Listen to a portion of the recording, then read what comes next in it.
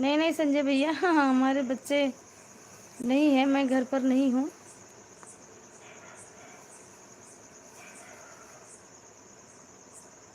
कोई बात नहीं है इसकी वंदना। अच्छा अच्छा भैया, वहाँ से नहीं है आप?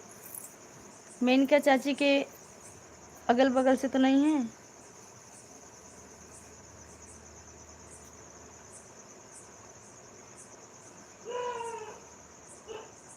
कोई बात नहीं है भैया, रूपचंद भैया कोई बात नहीं है।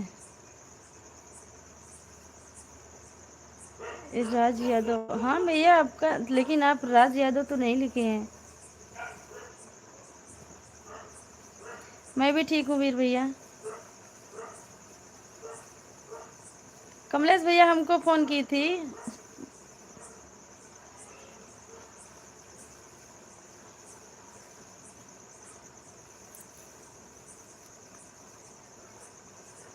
नहीं नहीं संजय भैया, अभी खाना पीना नहीं हुआ है।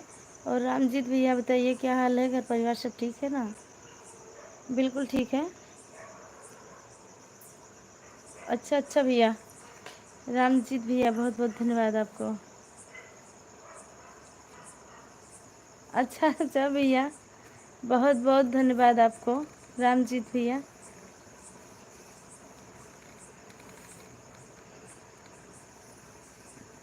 कुर्सियाँ ना उल्टे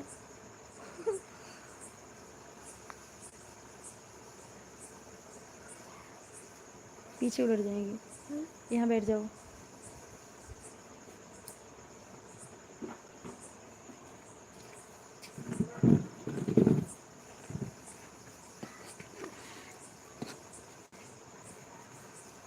अरे गुड्डू भैया, यहाँ बहुत मच्छर लगते हैं, पता नहीं क्यों, हमारे यहाँ तो लगते नहीं हैं। अच्छा भैया, रामजीत भैया, माता रानी करे आप लोग सभी लोग सही रहिए, स्वस्थ रहिए। और हाँ कमलेश भैया, गुड्डू भैया बहुत मच्छर खाए हैं, देखो हाथ तो। मेरे यहाँ मच्छर नहीं लगते हैं, ननिहाल में तो रिश्तेदारी भी नहीं चीर रहे हैं मच्छर। बिल्कुल बिल्कुल संजय भैया, बना लीजिए। बच्चे तो ठीक हैं, साहब का पता नहीं है रूपचंद भैया।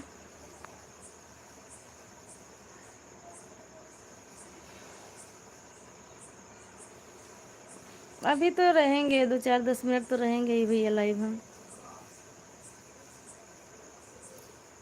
मच्छर तो सबको परेशान करेंगे, हम ही को थोड़ो करेंगे।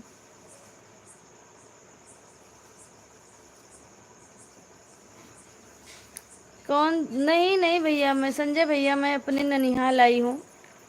तो ये भतीजी भतीजा हैं, वो लोग बैठे हैं, बच्चे नहीं हैं।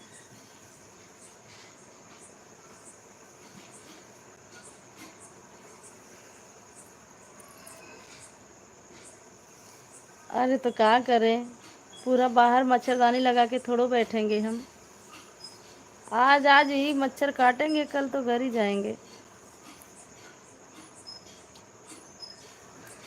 नहीं रंजीत भैया, कल मैं अपने ननिहाल में आई हूँ, कल मॉर्निंग में जाऊंगी घर पे।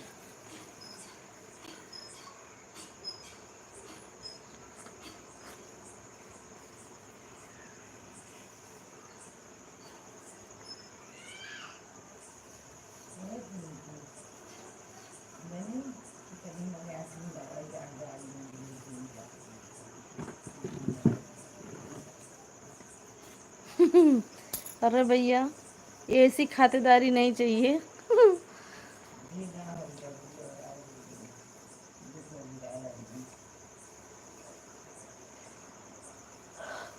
कोई बात नहीं पुष्पा बहन, हमारी वीडियो पर बनाई हो, कोई बात नहीं है, बनाया करो। आज मेरी वीडियो पर कमेंट करना, मैं देख लूँगी आपका।